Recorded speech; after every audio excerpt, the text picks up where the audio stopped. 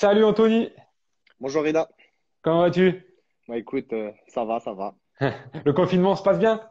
Oui, oui, il se passe bien. Il se passe bien, il se passe bien. On a des conditions plutôt favorables. On patiente, on peut pas se plaindre. Justement, là, jusqu'à la décision du COMEX, je pense que vous étiez en train, vous aussi, de prendre soin enfin, de vous entretenir, histoire de peut-être reprendre la saison.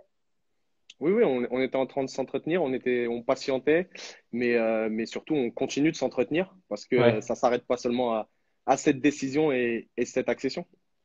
Justement, alors, pour revenir dessus, grosse saison, une première partie un peu compliquée face à un Sedan qui perdait pas. Finalement, vous n'avez pas trop lâché l'affaire, vous remontez. C'est quelque chose d'exceptionnel. Vous êtes forcément fier de mettre ce club en Détroit aujourd'hui. Ouais, ouais, on est fiers. Après, la première partie de saison, elle était compliquée au niveau du classement parce que c'était Ouais. pas la position qu'on souhaitait. Mais nous, de l'autre côté, en termes de points et de prestations, notre première partie de saison, elle était plus que correcte. Elle était à la hauteur de ce qu'on ambitionnait. Par contre, bah, on avait en face de nous une équipe redoutable qui ne perdait pas. Et donc voilà. Est-ce qu'à un moment donné, vous avez douté en vous disant ils vont pas lâcher en fait? Non, non, non. Sincèrement, nous, je pense qu'il a fait une des forces du groupe, c'est que, enfin, on était convaincus que c'était impossible de gagner tous les matchs. Donc, à Ouais. partir du moment où nous, on tenait la cadence, voilà, même si ça pouvait être une superbe équipe, même en termes de professionnalisme, et voilà, il y a pas le Paris Saint-Germain qui a une équipe redoutable ne gagne pas tous ses matchs. Donc, pourquoi ceux dans le frais? Donc, non, non, on n'a pas douté. On s'est dit, la seule chose, c'est de se concentrer sur nous et de réussir à maintenir la cadence et c'est ce qu'on a réussi à faire. Il y a eu quand même ce changement de coach au bout d'un certain nombre de matchs. Qu'est-ce que Mathieu Chabert a apporté dans cette seconde partie de saison? Bah, je pense il a apporté un élan nouveau. Je pense qu'il a apporté, voilà, le fait que ce soit quelqu'un de nouveau, ça a donné à tout le monde des responsabilités nouvelles et ça a donné à tout le monde ce sentiment de devoir forcément bah, reprouver des choses, faire Ouais. peut-être inconsciemment des efforts qu'on ne faisait peut-être moins parce qu'on avait soit les faveurs du coach, soit on connaissait le coach. Donc voilà, c'était pas forcément le problème n'était pas forcément le coach, mais était peut-être le fait qu'il y ait un climat de routine qui se soit installé. Donc il a apporté cet élan nouveau, selon moi. C'est ce qui vous a fait du bien justement pour pouvoir enclencher un petit peu, avoir surtout ce second souffle. Sincèrement, je ne sais pas ce qui nous a fait du bien. Et puis comme je te disais, il y a pas vraiment eu de second souffle. Il y a eu une Mais pour vous, continuité de résultats, mais il y a surtout eu une perte de résultats du côté de Sedan, en fait. ouais. Et vous avez su en profiter. Justement, quel match t'as marqué toi cette saison dans cette saison de National 2? Le match qui m'a marqué, forcément, c'est le déplacement au stade du Goguez, le Ouais. déplacement à Sedan, puisqu'on avait, voilà, ça serait prétentieux de dire qu'on avait l'impression de jouer chez nous, mais en tout cas, on n'avait pas l'impression d'être à l'extérieur. Pour nous, on était accompagnés, voilà, c'était presque un terrain neutre pour nous. Donc, c'était vraiment une ferveur populaire bastiaise qui s'est déplacée, qui nous a soutenus et on avait vraiment ce sentiment de ne pas avoir le droit à l'erreur. J'allais justement y venir. Les supporters, ils sont déjà très nombreux à domicile. Pour une équipe nationale 2, c'est quand même beaucoup. Ils vous suivent également beaucoup à l'extérieur. Alors, pas toujours autant qu'à Sedan, mais il y a quand même un joli groupe qui est toujours là tout le temps. Ça fait quoi justement de voir ces supporters toujours présents derrière vous? Ça donne un sentiment de responsabilité. Alors, tu parlais à juste titre des déplacements des supporters en N2, mais il faut savoir qu'en N3, quand je suis arrivé au club, à Oui, c'est l'extérieur, il y avait pareil. déjà, donc c'était sur le bassin méditerranéen, Oui. mais ça n'enlève rien. Il y avait quand même une centaine, 200 personnes à chaque déplacement dans des stades comme à Aubagne ou voilà. Donc c'est vraiment une vraie ferveur populaire qui nous donne voilà le sentiment d'être vraiment soutenu coûte que coûte. Oui, ça c'est vrai que tu étais en N3 également. Ça te fait ta deuxième montée du coup en 2 ans. C'est ça, c'est ma troisième saison au club. Je suis arrivé lors du dépôt de bilan et c'est ma deuxième accession. Ouais. Justement, pourquoi être arrivé à ce moment-là? Qu'est-ce qui t'a plu dans ce challenge? Euh, Ce qui m'a plu dans le challenge, c'est forcément la reconquête, c'est de reconstruire. Après, voilà, moi j'avais des objectifs personnels, donc j'ai fait pas mal de saisons au niveau national avec pour ambition d'essayer d'aller chercher la Ligue 2. J'ai Ouais. jamais réussi. Et du coup, après, je suis parti à l'étranger. J'ai signé en Algérie, au CS Constantine. Et après, à mon retour d'Algérie, bah voilà, je voulais vraiment essayer d'obtenir cet objectif. Maintenant, je savais, j'étais lucide que j'allais pas arriver et frapper à la porte des clubs de Ligue 2 et obtenir quelque chose que j'ai pas réussi à obtenir dans le passé. Donc je savais qu'il fallait que j'intègre un projet. Voilà, dans le passé, comme Le Mans, euh, j'avais refusé le projet comme Grenoble, qui a fini également en Ligue 2. Donc je me suis dit, bon, bah voilà, Ouais. faut pas tous les laisser passer. Et puis bah, pour l'instant, ça suit son cours, donc tant mieux. Donc l'objectif, clairement, pour la saison prochaine, sans porter malheur ou quoi que ce soit, c'est de retrouver la Ligue 2, en tout cas dans les 2 ans à venir. Non, sincèrement, et c'est pas faire de la langue de bois, c'est l'objectif dans ce club, c'est toujours de faire le maximum sur le terrain et d'essayer de gagner les Ouais, matchs parce que le club a un passé et il y a une énorme attente. Maintenant, moi, à titre personnel, oui. À titre ouais. personnel, c'est de retrouver, enfin, c'est de retrouver, c'est de découvrir la Ligue 2, donc c'est Découvrir la Ligue 2. d'obtenir une accession le plus rapidement possible. Maintenant, on est conscient que voilà, il faut pas être prétentieux dans ses ambitions. Il faut juste être lucide et puis mettre les moyens, que ce soit le club ou nous sur le terrain et dans notre travail au quotidien. Justement, comme toi, tu connais un petit peu le national, tu sais déjà un petit peu à quoi tu vas t'attendre, comme une grande majorité de l'effectif, hein, quand même, parce qu'ils ont déjà joué même à Ouais. bon niveau pour certains. Hein. Ouais, ouais, je pense que dans l'effectif, tout le monde a déjà connu le niveau national. Après, les niveaux évoluent au fur et à mesure des années. Donc, moi, c'est un niveau que j'ai quitté il y a 4 ans. Donc, voilà, je connaissais très bien pour avoir fait plus de 100 matchs dans le niveau national d'il y a 4 ans. Maintenant, à l'heure Ouais. actuelle, voilà, je ne sais pas ce qu'il en est, mais oui, j'ai confiance. Il n'y a pas de raison il y a pas de raison. Avant de signer à Bastia, justement, tu disais, tu as passé quelques mois à Constantine. Pourquoi justement avoir choisi de t'expatrier à l'étranger? Et pourquoi l'Algérie d'ailleurs aussi? Alors, pourquoi m'expatrier à l'étranger? Déjà, j'ai toujours été intéressé par l'étranger parce que voilà, j'aime découvrir, je suis très curieux. C'était une expérience à l'étranger, vraiment, ça me tentait depuis longtemps. Ouais, Mais en parallèle, j'avais cet objectif d'atteindre la Ligue 2. Donc voilà, j'avais eu des demandes de clubs à l'étranger dans des championnats mineurs, mais je restais focus sur mon objectif d'atteindre la Ligue 2. Et quand mon club de national a déposé le bilan à ouais, l'époque, voilà, je me suis retrouvé sans club. J'ai eu des sollicitations en national, mais j'étais toujours dans mon objectif de franchir un palier et d'essayer d'aller en ouais. Ligue 2. Donc j'ai Ouais. attendu, puis je me suis retrouvé le bec dans l'eau et puis bah là, j'ai répondu à l'appel des sirènes. Et en l'occurrence, sur ce moment-là, j'avais des clubs algériens. J'avais des clubs algériens et c'était quelque chose que j'étais pas du tout contre parce que je suis franco-algérien.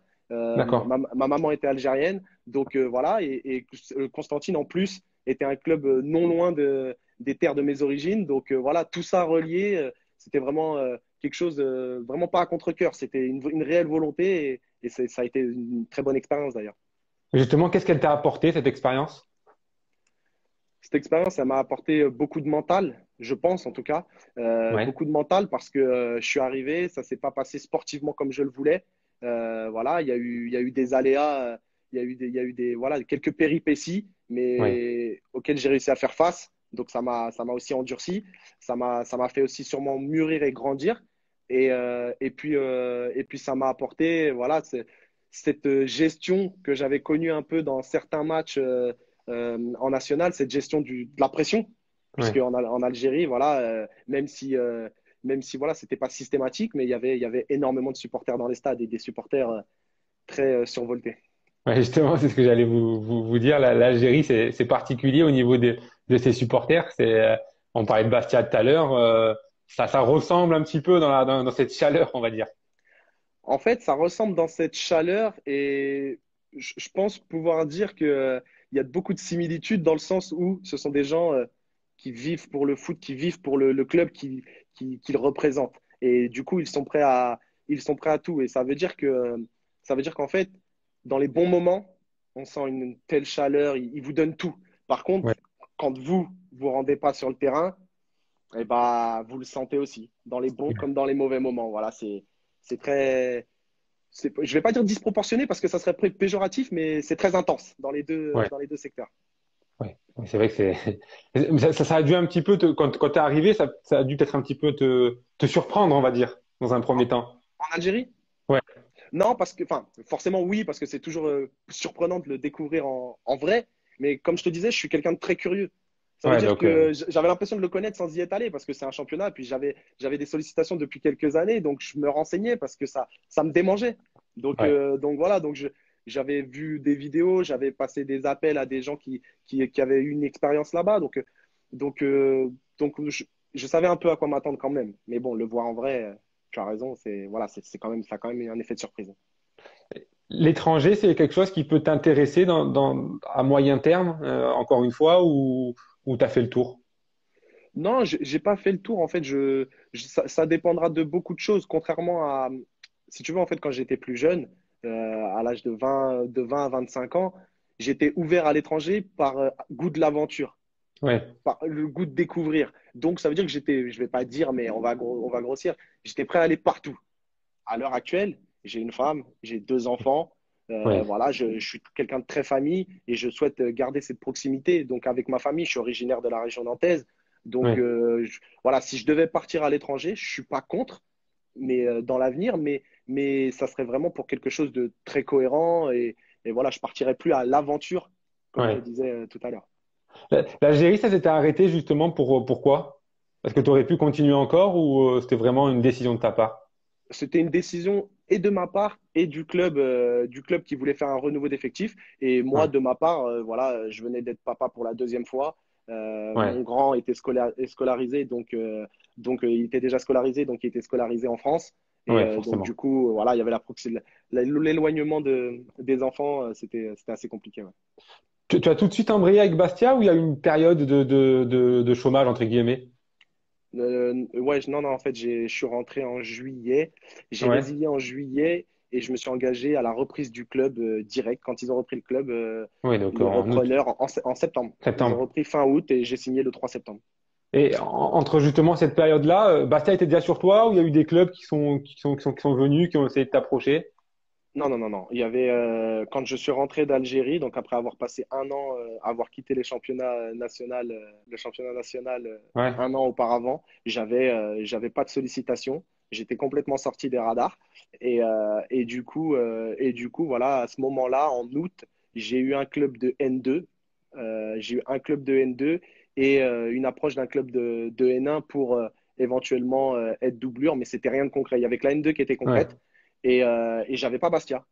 Mais la ouais. N2, voilà, j'étais un peu réticent pour au final signer en N3 au Sporting dès que j'ai eu le coach Rossi au téléphone vers la fin août.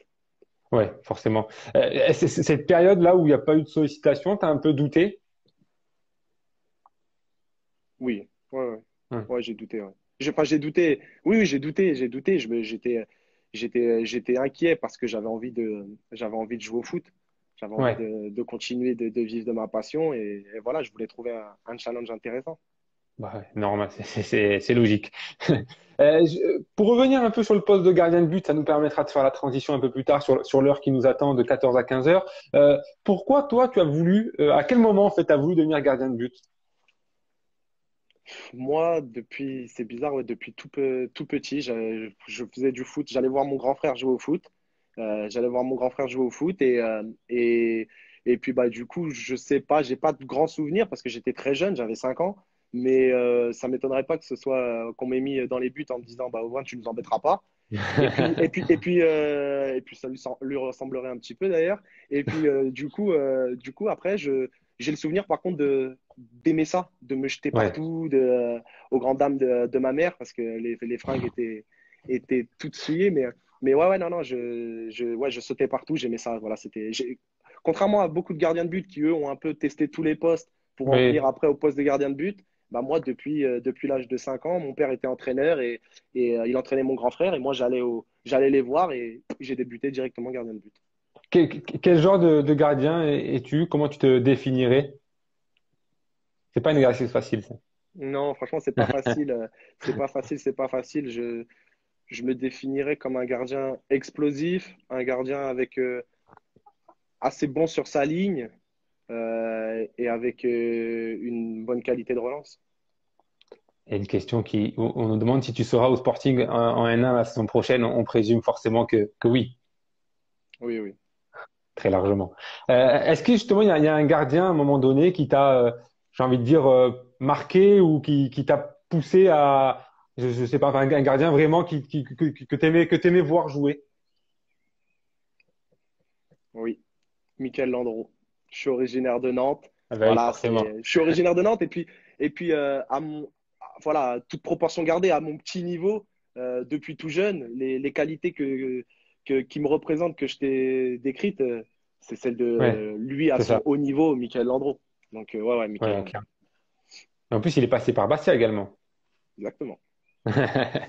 Ouais, tu suis un peu la trajectoire. Peut-être pourquoi pas te retrouver en Ligue 2 d'ici deux Ouais, ans. j'espère. Pour l'anecdote, en 2008, Paul Le Guen me fait venir au PSG pour un essai avec la Ligue 1. C'est Michael Landreau, le gardien. Et quand j'arrive, il me prend tout de suite à part et il me dit: Oh, dis donc, tu me suis? On a fait le même centre de formation, le même sport-études, la Collinière à Nantes. Et il me dit: le FC Nantes, la Collinière, maintenant le PSG. Donc j'ai trouvé ça super sympa parce que moi, que je sache qui il était, c'était logique. Que lui, il s'en souvienne et le sache, c'était différent. C'est quand même quelque chose. Et le FC Nantes, justement, c'est un club qui t'aurait plu à un moment donné? À un moment donné, Ouais, toujours. Pour le FC Nantes, si demain j'avais par miracle une trajectoire exceptionnelle avec des sollicitations différentes et de très haut niveau, si j'avais le FC Nantes, je l'ai toujours dit, moi c'est ma ville, c'est mon club, voilà, souvent je comprends l'amour du peuple bleu pour le Sporting parce que ouais, je sais que j'ai pour le le même FC Nantes. pour la Maison Jaune, c'est Ouais. incroyable. Donc voilà, c'est vraiment quelque chose. Ouais, le FC Nantes, c'est à part. Il y a une nouvelle question. Qu'est-ce qui t'a le plus impressionné à Bastia? Le plus impressionné à Bastia, ça a été très rapide. C'est quand je suis arrivé, il y avait la reconstruction du club et le club avait mis en place pour se rapprocher de ses supporters et essayer d'être à leur écoute au maximum. Ils avaient mis en place des réunions de supporters. Donc ils se déplaçaient dans les différentes villes de la Corse pour aller à la rencontre des supporters qui avaient été traumatisés par la descente du club. Et Ouais, là, je me suis rendu compte de l'amour des gens. J'ai vu des personnes de tout âge pleurer en ouais. parlant de ce Sporting qui était en train de descendre et de chuter. Donc non, non, tout de suite, j'ai été impacté et frappé de plein fouet par cet amour du peuple bleu pour son club. C'est une vraie famille, hein, vraiment, ce club. C'est comme ça qu'on le voit, nous, de l'extérieur. De l'intérieur, ça doit être pareil. Ouais, ouais, de l'intérieur, c'est encore pire. Ouais, Sincèrement, il faut le vivre. ouais, clairement. Et il y a une autre question. On nous demande si tu as déjà pensé à l'après-football. C'est encore un peu tôt. Non, non, du tout, du tout, du tout, du tout. Déjà, moi, j'ai eu une trajectoire où j'ai pas fait de centre de formation. Je suis Ouais, sorti du FC Nantes à l'âge de 14 ans et après, j'étais dans des clubs amateurs. Donc, j'ai dû ouais, passer un BTS, travailler dans une entreprise pour avoir mon BTS. Donc, j'ai eu un cursus un peu différent et j'ai essayé de me raccrocher au milieu du football pour essayer d'intégrer un monde pro que je ouais, n'arrivais pas. Donc j'ai quand même pas mal travaillé avant et du coup, j'ai toujours gardé, une fois que j'ai réintégré le niveau du football, un niveau national, bah, j'ai quand même continué à travailler sur des projets en parallèle. Donc, il y a l'entraîneur des gardiens qui me demande si je prends beaucoup de lucarnes à l'entraînement. Donc, ouais, souvent, il tire dans les lucarnes et il dit: Elle est là! Donc, voilà, elle est là, elle est là. Une dernière question, on nous demande justement qu'est-ce que tu as pensé des communiqués de Sedan et de son président. C'est vrai que ça a fait un petit peu, ça a fait la une des médias la semaine passée. Qu'est-ce que toi tu en as pensé, les joueurs dans leur ensemble? Les joueurs dans leur ensemble, je ne peux pas te dire parce que je ne peux pas Ouais, me permettre de parler pour les autres. Mais moi, c'est vrai que voilà, je suis personne pour juger. Chacun essaye de prêcher sa paroisse. Je le conçois. Il y a de la frustration. Je le conçois aussi. ouais, Maintenant, moi, pour ma petite personne, voilà, je trouvais que c'était injuste leur ouais, communiquer parce que, en gros, ils remettaient en question pour eux des arguments fondés notre accession. Alors que ouais. franchement, ils ont fait une saison exceptionnelle. Et encore une fois, j'en profite, félicitations à eux. Mais je pense qu'on n'a pas à rougir et que malgré leur situation, leur saison exceptionnelle, on a réussi à être devant de 5 points d'avance quand il y a Ouais. eu voilà, cette épidémie. Bah, voilà, à un moment donné, je pense qu'il faut rester lucide, digne, même dans la défaite, et puis passer à autre chose. Maintenant, voilà, j'ai de conseils à donner à personne. Je ne peux pas me faire moralisateur. Ouais. C'est, voilà, ils font ce qu'ils ont à faire. Moi, personnellement, sincèrement, j'ai jamais douté que l'issue serait positive pour nous parce que voilà, les chiffres sont là. Ouais, clairement. Ben écoute, Anto, merci beaucoup de nous avoir accordé cet entretien. C'était très sympa de ta part. Merci à toi, bonne continuation.